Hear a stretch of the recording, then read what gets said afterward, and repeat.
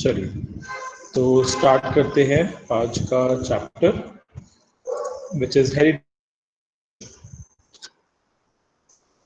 सो कल मैंने आपको इसके रिलेटेड मेंडल का जो एक्सपेरिमेंट है वो कराया था।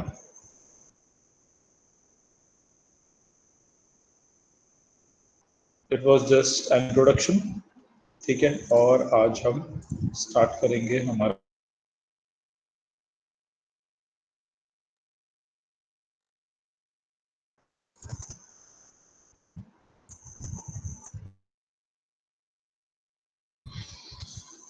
चलिए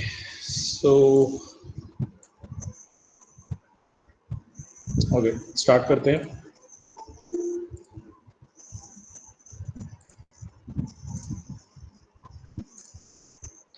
We have seen that reproductive processes give rise to new individuals that are similar but subtly different. We have discussed how some amount of variation is produced even during asexual reproduction, and a number of successful variations are maximized by the process of sexual reproduction.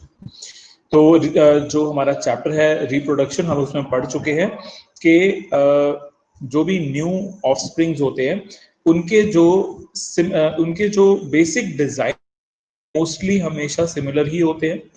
Asexual mode of reproduction में हम देखते हैं कि जो variations है वो काफी कम हो रहे हैं, लेकिन जो सेक्सुअल मोड ऑफ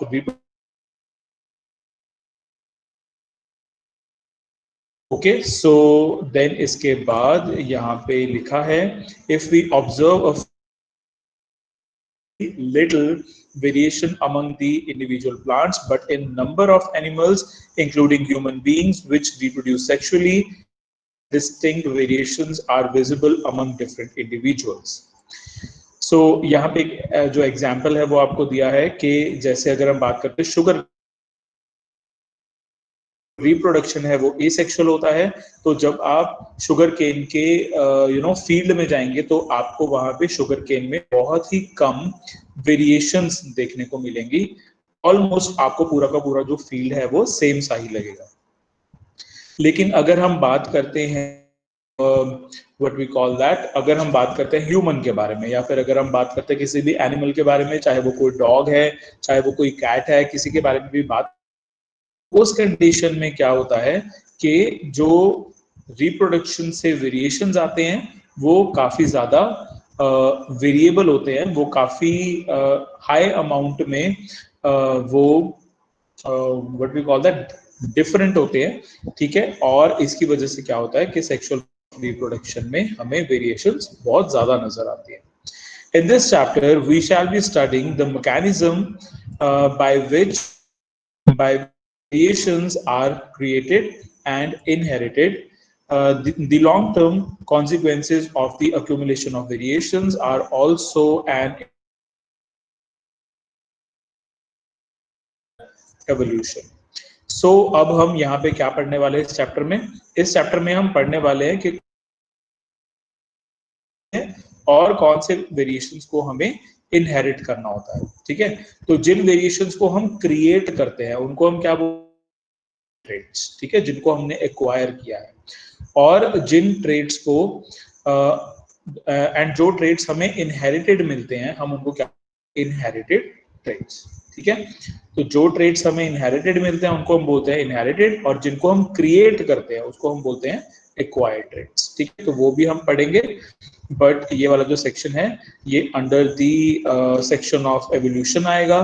एंड जो लॉन्ग टर्म कॉन्सिक्वेंसेस हैं अक्यूमुलेशन ऑफ वेरिएशन के, वो भी हम पढ़ेंगे कि क्या क्या वेरिएशन से क्या क्या चीजें पॉसिबल हो पाती है। सो अब यहाँ पे देखते हैं, सबसे पहले एक एग्जांपल आपको यहाँ पे दिया है, फिगर है 9.1, और यहाँ पे जो वेरिएशंस आ रही है वो आ रही हैं एसेक्सुअल मोड ऑफ रिप्रोडक्शन से। तो ऐसा नहीं होता है कि जो एसेक्सुअल मोड ऑफ रिप्रोडक्शन है उसमें किसी भी टाइप का वेरिएशन नहीं होता है, उसमें वेरिएशन होते हैं लेकिन बहुत ही सटल होते हैं, यानी कि बहुत ही छोटे छोटे से होते हैं, इतने छोटे होते हैं कि हम उसको फिगर आउट नहीं कर पाते। ओके सो यहाँ पे जैसे आपको सबसे पहले यहाँ पे एक पेरेंट दिया है, ठीक है, ये आपको पेरेंट दिया है। अब आपको इसमें सारा का सारा जो कलर है वो ब्लू दिखाई दे रहा है, लेकिन जब ये अपने 2 डॉटर सेल्स में डिवाइड होगा तो ये आपको दिखाई दे रहा है कि यहाँ पे एक वेरिएशन आ गई, और एक वेरिएशन इधर आ गया, ठीक है। फिर इनके फर्दर हुए तो और एक वेरिएशन ये आ गई फर्स्ट डॉटर सेल से।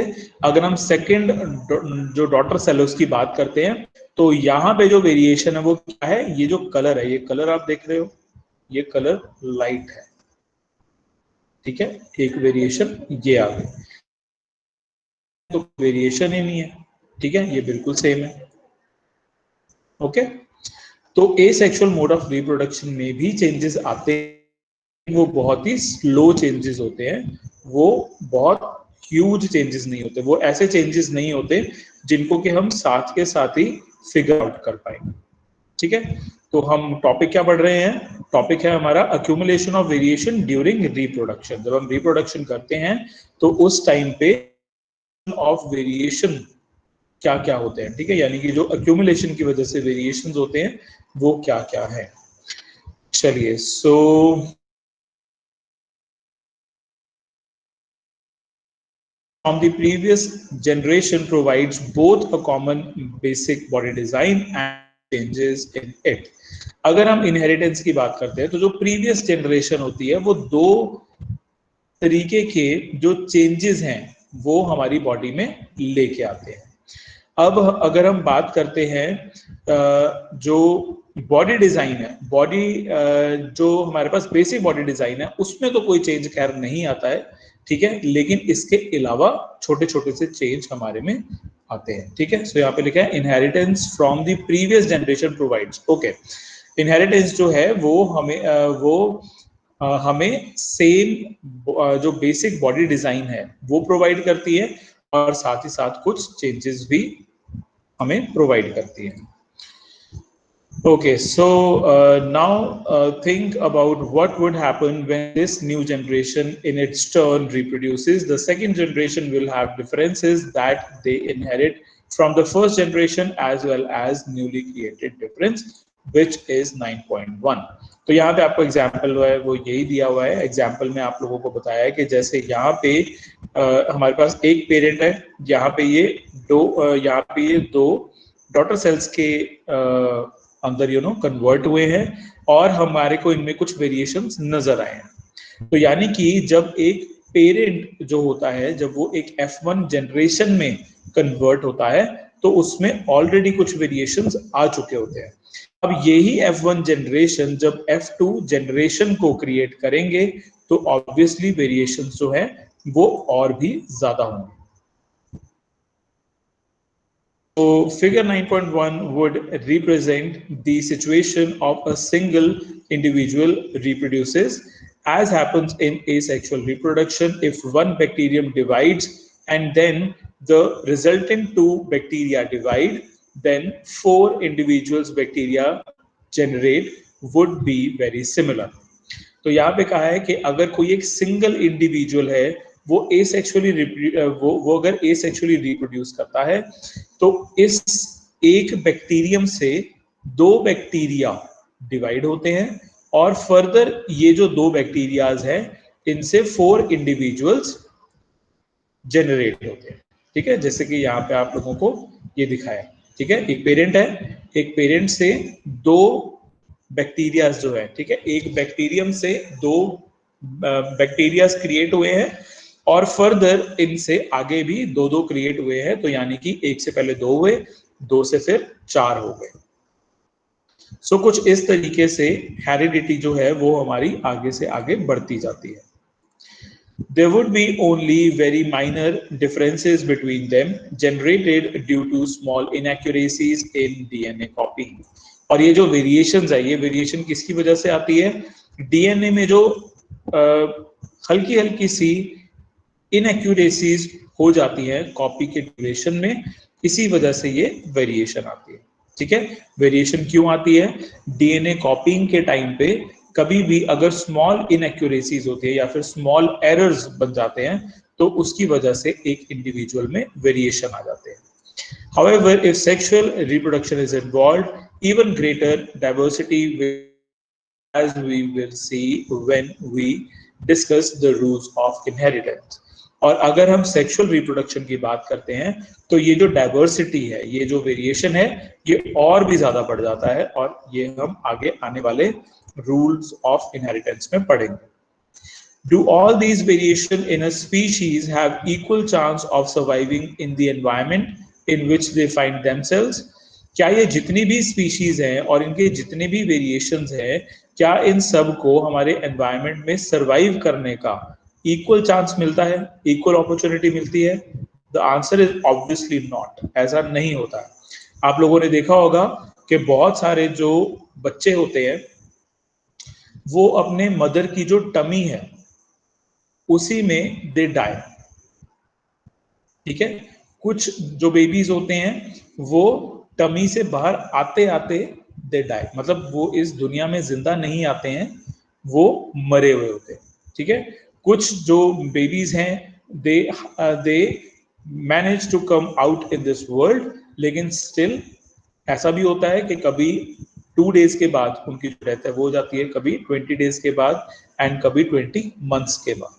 ठीक है. जो बच्चे कुछ एबनॉर्मल्स होते हैं, ठीक है, वो कुछ इस तरीके से जो जो हमारी दुनिया है, ठीक है, उसमें वो नहीं रह पाते हैं. ओके.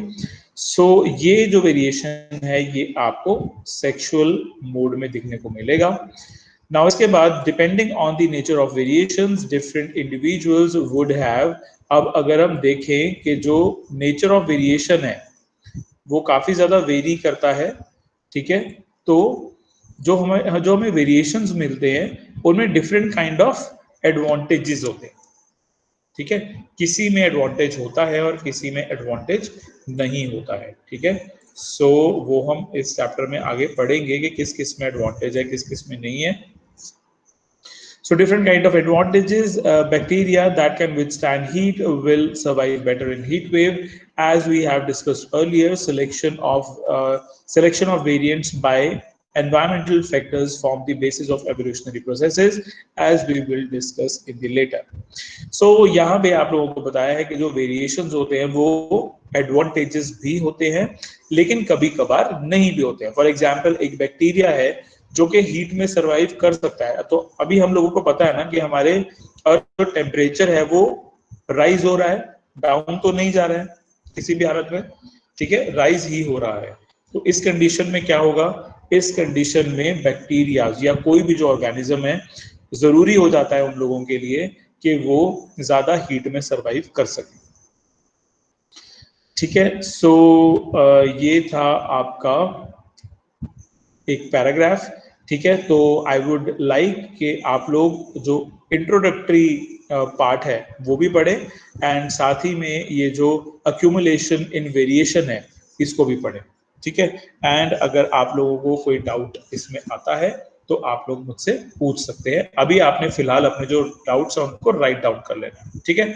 तो जो मैंने अभी आपको पढ़ाया है वो आप पढ़ो, एंड जो भी आपके डाउट्स हैं वो आप राइट डाउन कर लो. हम क्लास के बाद उसे यू नो उसे मैं चेकआउट करूँ. ओके. सो कीजिए start. I am giving you time of 2 minutes. 2 minutes में आपके पास अपनी अपनी जो बुक्स है, एनसीईआरटी की बुक्स है, उसमें आप पढ़िए इसको, एंड जो भी अपने डाउट है उसको राइट डाउन कर लीजिए.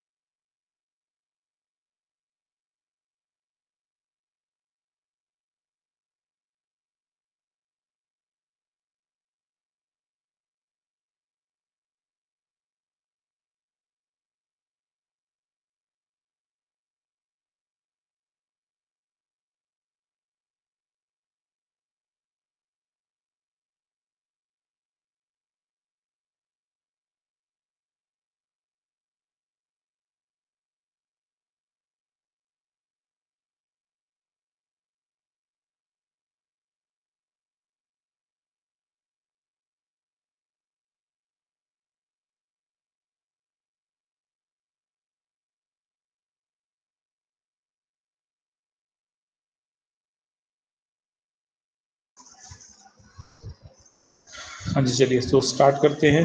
नेक्स्ट, आई होप कि आप लोगों ने पढ़ लिया होगा एंड अपने डाउट्स भी लिख लिए होंगे। एंड स्पेशल अनाउंसमेंट फॉर मनफ, आपके -2 मार्क्स मैंने किए हैं बिकॉज आपकी वीडियो ऑफ थी। Sir, I have written the reason in the chat. क्या रीजन है आपका? डिस्कनेक्टेड मनोज, इसको आप सॉल्व करो ना। This is not the reason. आप कितनी बार मुझे यही रीजन दोगे? हम बाद में बात करेंगे इसके बारे में, अभी मैं बात नहीं करूंगा, बाद में बात करेंगे इसके बारे में आफ्टर द क्लास। चलिए, सो नेक्स्ट वन स्टार्ट करते हैं, हेरिडिटी। ओके, सो यहाँ पे हेरिडिटी है। आपके पास एक topic which is 9.2। The most obvious outcome of the reproductive process still remains the generation of individuals of similar design. The rules of heredity determine the process by which traits and characteristics are reliably inherited. Let us take a closer look at these rules. So heredity के बारे में आपको यहाँ पे बताया है कि most common जो रिप्रोडक्टिव प्रोसेस होता है हमारे इंडिविजुअल्स का, वो यही होता है कि हम सिमिलर बॉडी डिजाइन के जो ऑर्गेनिजम्स हैं उनको जनरेट करें। एंड जो रूल्स होते हैं हेरिडिटी के, वो डिटरमिन किए जाते हैं कुछ ट्रेट्स और उनकी कैरेक्टरिस्टिक्स से। अगर वो ट्रेट्स या वो जो कैरेक्टरिस्टिक्स है अगर वो डोमिनेंट होंगे तो वो ज्यादा हमें दिखाई देंगे, एंड अगर वो रिसेसिव होंगे तो वो हमें कम दिखाई देंगे। ठीक है, अब इस पे भी फर्दर बात करते हैं कि ये चीज कैसे पॉसिबल है। सो 9.2.1 inherited traits. What exactly do we mean by similarities and differences? We know that a child bears all the basic features of a human being. However, it does not look exactly like its parents, and human population show a great deal of variation. अब exactly similar और different का मतलब होता क्या है? हम लोग कहते हैं कि जो हमारी जनरेशन है उसके जो बॉडी डिजाइन है वो तो सिमिलर होते हैं, लेकिन फिर भी उनमें बहुत डिफरेंसेस होते हैं। ठीक है, अब अगर हम यहाँ पे बात करते हैं सिमिलैरिटीज की, तो देखो सिमिलैरिटी तो ये है कि कोई भी एक ह्यूमन होगा, ठीक है, उसका एक सर होगा, ठीक है, दो उसके हाथ होंगे, दो उसके कान होंगे, दो उसकी लेग्स होंगी, ठीक है, यानी कि जो बेसिक बॉडी डिजाइन है वो तो हमारा सेम ही रहने वाला है, लेकिन जो वेरिएशन है वो किस फॉर्म में आता है। ठीक है, फॉर एग्जाम्पल अगर हम कहें कि जो पेरेंट्स हैं और जो ऑफ स्प्रिंग है उसमें जो वेरिएशन है वो किस तरीके से आता है, तो एक एग्जाम्पल हम आपको यहाँ पे एनसीईआरटी में दे सकते हैं। अब अगर आप इन फिगर्स को ध्यान से देखोगे तो यू विल फाइंड आउट कि ये एक ह्यूमन ईयर है, और ये जो ह्यूमन ईयर है इसमें यहाँ पे अगर आप ध्यान से देखोगे तो ये फ्री ईयर लोब है। ठीक है, फ्री ईयर लोब, यानी कि इसके जो ईयर है नीचे से उसको हम टिल्ट कर सकते हैं। ठीक है, लेकिन अगर हम बात करते हैं इस ईयर लोब की तो ये एक फ्री ईयर लोब नहीं है। ठीक है, आई होप कि आप लोगों को इन दोनों ही ईयर लोब्स में डिफरेंस नजर आ रहा होगा। हाँ जी, आ रहा है, डिफरेंस है। Okay fine. सो अब ये यहाँ पे जो डिफरेंस आता है ये क्या है? ये एक काइंड की वेव। ठीक है, सो आगे बढ़ते हैं, इस एक्टिविटी को एक बार पढ़ लेते हैं। हाँ जी, observe the ears of all the students in the class, prepare a list of students having free और attached lobes and calculate the percentage of the students having each.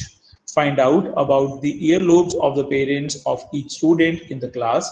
Correlate the earlobe type of each student with that of their parents. Based on this evidence, suggest a possible rule for the inheritance of earlobe types.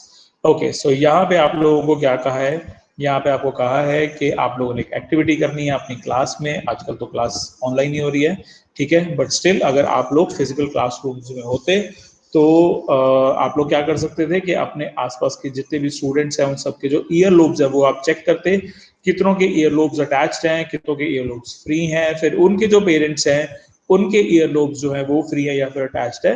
तो इसके ऊपर हम एक data बनाते, ठीक है, एक जो एविडेंस है वो हम क्रिएट करते, और हमारी अपनी तरफ से हम एक जो रूल है वो बना देते कि एक क्लास में 50% स्टूडेंट्स जो है, ऐसा मान लेते हैं कि 50% स्टूडेंट्स जो हैं उनके फ्री ईयरलोब्स हैं और 50% के अटैच्ड ईयरलोब्स हैं, ठीक है।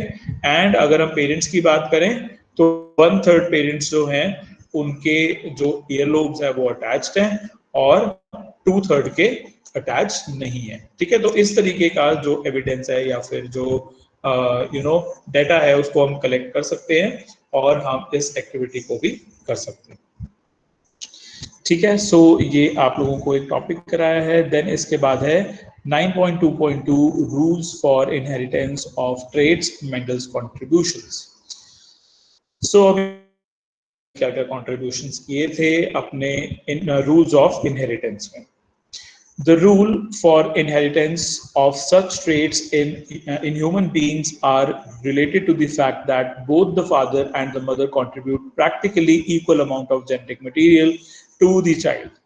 अब अगर हम रूल्स ऑफ इनहेरिटेंस की बात करते हैं तो सबसे पहले तो हमें ये पता होना चाहिए कि फादर एंड मदर दोनों ही अपने चाइल्ड को equal amount of genetic material देते हैं, ठीक है। पता है ना हम लोगों को कि 23 पेयर्स ऑफ जीन्स जो होते हैं या फिर जो क्रोमोसोम्स हैं वो मदर भी देती है और वो फादर भी देते हैं, ठीक है। उनके बाद में बनते हैं हैप्लॉइड एंड जिनसे कि एक ऑफस्प्रिंग क्रिएट होता है, ठीक है। सो यानी कि दोनों के ही जो चांसेस होते हैं वो 50-50% होते हैं। Okay, so this means that each trait can be influenced by both maternal and maternal DNA. इसका मतलब ये है कि जो एक बेबी है उसका जो डीएनए है वो पैटर्नल और मैटरनल दोनों ही जो ट्रेड्स हैं उनसे इन्फ्लुएंस हो सकता है। पैटर्नल का मतलब फादर एंड मैटरनल का मतलब mother. Thus, for each trait, there will be two versions in each child. What will then the trait seen in the child be? Mendel's C box. Mendel worked out the main rules of such inheritance, and it is interesting to look at some of his experiments from more than a century ago. जैसे कि यहाँ पे आप लोगों को बताया है कि जो ईच चाइल्ड होगा उसमें 2 वर्जन्स होंगे, एक वर्जन अपने फादर का, एक वर्जन अपने मदर का, लेकिन फिर भी जो ये बेबी है, जो ये चाइल्ड है, ये किसकी तरह दिखाई देगा, ठीक है। इसके लिए एक स्टडी हुई जो कि मेंडल ने की थी। मेंडल के जो मेन रूल्स हैं इनहेरिटेंस के वो बहुत ही इंटरेस्टिंग है दिखने में, और ये रूल्स जो हैं इनको अप्रोक्सीमेटली 1 सेंचुरी अगो बना दिया गया था। ओके, सो एक बारी मेंडल के बारे में भी पढ़ लेते हैं।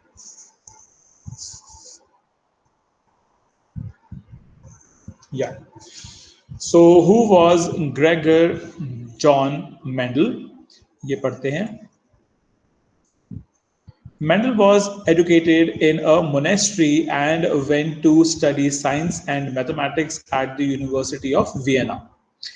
Failure in examination for teaching certificate did not suppress his zeal for scientific quest. So Mendel जो हैं उन्होंने अपनी पढ़ाई मोनेस्ट्री में की। मोनेस्ट्री में पढ़ाई करने के बाद वो साइंस एंड मैथ्स की स्टडी के लिए चले गए यूनिवर्सिटी ऑफ वियना में। वहां पे टीचिंग सर्टिफिकेट के लिए वो फेल हो गए, लेकिन क्योंकि उनमें एक साइंटिफिक क्वेस्ट थी, ठीक है, यानी कि उनमें एक साइंटिफिक जिज्ञासा थी, तो इस वजह से उनका जो जील है, जो उनका उत्साह है, वो बिल्कुल भी सप्रेस नहीं हुआ। देन उन्होंने क्या किया? he went back to his monastery and started growing peas. Many others had studied the inheritance of traits in peas and other organisms earlier, but Mendel blended his knowledge of science and mathematics and was the first one to keep count of individual exhibiting a particular trait in each generation.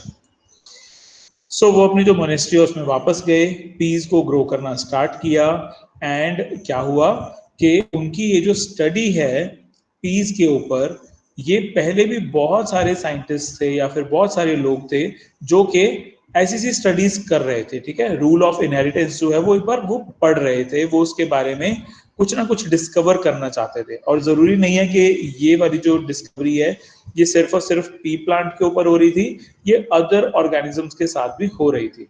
लेकिन जो Mendel है वो first ऐसे scientist बने जिन्होंने जो rule of inheritance है उसको फाइंड आउट किया। और वो ऐसा क्यों कर पाए? क्योंकि उन्होंने अपने साइंस एंड मैथ्स की जो नॉलेज है उसको भी बिल्ड कर दिया। ठीक है, दैट मीन्स कि उन्होंने एक साइंटिफिक होने के नाते जो हमारी साइंस है उसको तो उन्होंने एक्सप्लोर किया ही, लेकिन उसमें मैथ्स को भी एक्सप्लोर किया। एंड जब उनको साइंस का भी रिजल्ट मिल गया, मैथ्स का भी रिजल्ट मिल गया, तो दोनों रिजल्ट्स को उन्होंने ब्लेंड कर दिया, मिक्स कर दिया। और इसी वजह से वो सबसे पहले जो साइंटिस्ट है वो बन पाए जो कि रूल ऑफ इनहेरिटेंस को दे पाए। क्योंकि कोई एक बंदा अगर साइंस में अच्छा था तो वो मैथ्स में अच्छा नहीं था, जिसकी वजह से वो रूल ऑफ इनहेरिटेंस नहीं बना पा रहे थे। This helped him to arrive at the laws of inheritance that we have discussed in the main text. तो इसी की वजह से लॉ ऑफ इनहेरिटेंस जो है वो बन पाया। एंड ये वही मेन टेक्स्ट है जिसको कि हम डिस्कस करेंगे अभी। ठीक है, सो अभी मैंने जितना आपको पढ़ाया है वो आप एक बार दोबारा से पढ़ लो, एंड आपका कोई भी डाउट है तो आप उसको राइट डाउन करो। ठीक है, जितना मैंने अभी पढ़ाया है इस सेकंड फेज में, ठीक है, वो आप पढ़ लो, एंड कोई डाउट है तो उसको राइट डाउन कर लो। एंड यस, बीच बीच में आप लोगों के वीडियोस की चेकिंग होती रहेगी, so it's always better to put your videos on all the time. ठीक है, क्योंकि मैं कभी भी बीच में आप लोगों की वीडियो चेक कर लेता हूँ।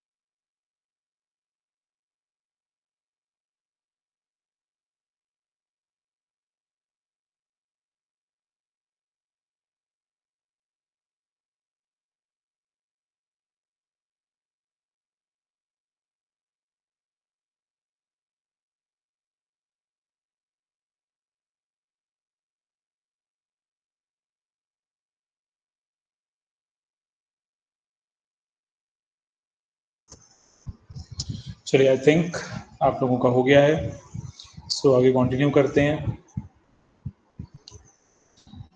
ओके, सो इसके बाद Mendel used a number of contrasting visible characters of garden peas, round wrinkled seeds, tall short plants, white violet flowers, and so on. अब जो मेंडल है उन्होंने बहुत सारे कॉन्ट्रास्टिंग विजिबल कैरेक्टरिस्टिक्स देखे, चाहे वो राउंड या फिर रिंकल्ड सीड्स थे, टॉल या फिर शॉर्ट प्लांट्स थे, वाइट या फिर वायलेट फ्लावर्स थे. He took pea plant with different characteristics, a tall pea plant and a short pea plant, produced progeny from them and calculated the percentage of tall and short progeny. So Mendel जो है उन्होंने pea plant को choose किया अपने experiment के लिए, and उन्होंने यहाँ पे toll P plant and short P plant लिया, उसकी जो प्रोजेनी है वो प्रोड्यूस की और कैलकुलेट किया कि कितने परसेंट प्रोजेनी टॉल है और कितने परसेंट प्रोजेनी शॉर्ट है. ठीक है, तो ये कल मैंने आप लोगों को कराया था कि कैसे हमने शॉर्ट एंड टॉल निकालने हैं. आज भी मैं आपको थोड़ा सा उसके बारे में बता दूंगा. So in first place there was no halfway characteristics in the first generation F1, no medium height plant, all plants were tall. This meant that only one of the parental traits was seen, not some mixture of the two. अब अगर हम first place की बात करते हैं तो F1 generation जो create हुई थी उसमें कोई भी हाफ वे कैरेक्टरिस्टिक नहीं था, यानी कि जो प्रोजेनीज थे या तो वो टॉल थी, ठीक है, एंड आई एम सॉरी, वो सारी की सारी टॉल ही थी, ठीक है, कोई भी उसमें से शॉर्ट नहीं थी या कोई भी उसमें से मीडियम साइज की नहीं थी. तो सारी की सारी जो प्रोजेनीज थी वो टॉल थी. तो इसका मतलब ये निकाला जा रहा था कि सिर्फ एक पेरेंटल ट्रेट जो है वो ही देखा जाता है लॉ ऑफ इनहेरिटेंस में. मिक्सचर जो है दो पेरेंट्स के वो नहीं देखा जाता, ऐसा माना जा रहा था जब तक F2 जनरेशन नहीं आई थी. So the next question was, were the tall plants in the F1 generation exactly the same as the tall plant of the parent generation? So question ये निकल के आ रहा था कि जो tall plant हमने as a parent लिया, क्या उनकी जो प्रोजेनीज हो रही हैं वो भी exactly similar हो रही हैं? अब अगर आप लोगों को याद हो तो हमने जो हमने ट्रेड्स लिए थे वो लिए थे पेरेंट्स के कैपिटल टी और दूसरा हमने लिया था स्मॉल टी. ठीक है, सो यानी कि अगर F1 जनरेशन में सारे के सारे ही टॉल बन रहे हैं तो क्या उनकी जो कॉन्फ़िगरेशन है, क्या जो उनका जीनोटाइप है वो कैपिटल टी या कैपिटल टी है. ठीक है, तो इस चीज को फिगर आउट करना था. Mendel, okay, then इसके बाद देखते हैं Mendelian experiments test this by getting both the parental plants and these F1 tall plants to produce self-pollination. The progeny of the parental plants were of course all tall. However, the second generation F2 progeny of the F1 tall plants are not at all tall. Instead, 1/4 of them are short. This indicates that both the tallness and shortness traits were inherited in the F1 plants, but only the tallness traits were expressed. So, इस चीज को confirm करने के लिए कि जो हमारे पास F1 generation आई है क्या वो एग्जैक्टली अपने पेरेंट्स के जैसी है, तो हमने क्या किया, हमने एक और एक्सपेरिमेंट किया. इस एक्सपेरिमेंट में क्या किया, इस एक्सपेरिमेंट में हमने पेरेंट को दोबारा से पॉलिनेट कराया, ठीक है, और जो F1 जनरेशन है उनको भी पॉलिनेट कराया. तो हमारे सामने क्या निकल के आया, हमारे सामने ये निकल के आया कि पेरेंट्स के जो प्रोजेनी है वो तो ऑब्वियसली सारे के सारे टॉल ही थे, लेकिन जो F1 जनरेशन थी उनकी जो फर्दर F2 जनरेशन हुई वो सारे के सारे टॉल नहीं थे, क्योंकि जो 1/4 था, ठीक है, जो 1/3 क्वार्टर था, ठीक है, यानी कि 25% प्लांट्स जो थे वो तो डॉर्फ निकले थे, ठीक है, स्मॉल निकले थे.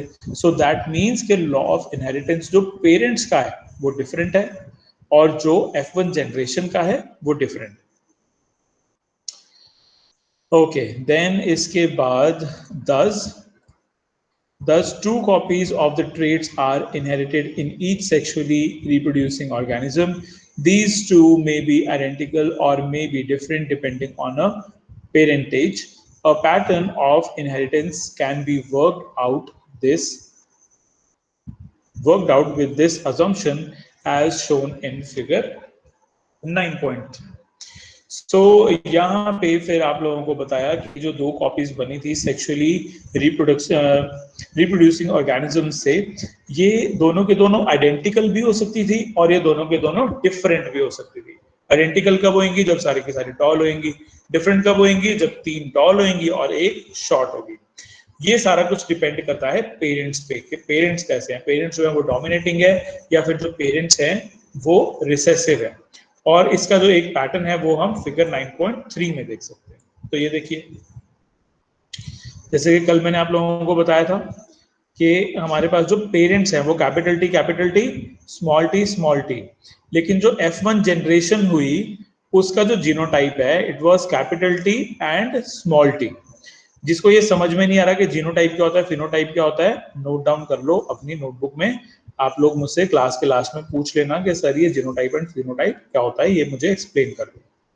ठीक है जी। सो F1 जनरेशन जो है वो हमारी निकल गई कैपिटल टी एंड देन इसके बाद जब हमने हमारी F2 जनरेशन क्रिएट करनी थी, ठीक है, तो F2 जनरेशन हमारी कुछ इस तरीके से आई है। ठीक है, यानी कि कैपिटल टी स्मॉल टी इनको हमने क्रॉस कराया तो हमारे पास जो आंसर है वो कुछ इस तरीके से आया, which is capital T then capital T small T then capital T small T and then small T. ठीक है, तो कुछ इस तरीके से यहाँ पे आपके पास रिजल्ट्स आए। सो एक बार ये भी पढ़ लेते हैं, activity 9.2। In figure 9.3 what experiment generation did in fact have a 1:2:1 ratio of capital T and small t trait combination। सो यहाँ पे हमें बताया, यहाँ से जब पूछा गया है इनफैक्ट कि कौन सा एक्सपेरिमेंट जो है वो हमें कर 1:2:1 रेशो मिले। So in this explanation both capital T are tall plants. जैसे कि आप लोगों को बताया था कि जो कैपिटल टी है वो एक डोमिनेंट ट्रेट है, तो यहाँ पे तो टॉलनेस के जो चांसेस है वो हो गए 100%, लेकिन यहाँ पे टॉलनेस के जो चांसेस है दे आर 50%, क्योंकि 50% टॉल भी हो सकता है, 50% डॉर्फ भी हो सकता है। लेकिन जब भी डोमिनेंट ट्रेट प्रेजेंट होगा तो वो हमेशा अपनी प्रेजेंस को शो करेगा। ठीक है, एंड जो रिसेसिव ट्रेट है वो अपनी प्रेजेंस को शो नहीं कर पाएगा।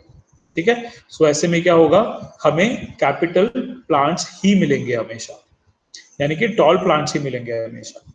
While only small t is a short plant, in other words, a single copy of capital T is enough to make plant tall, while both copies have to be small t for the plants to be short।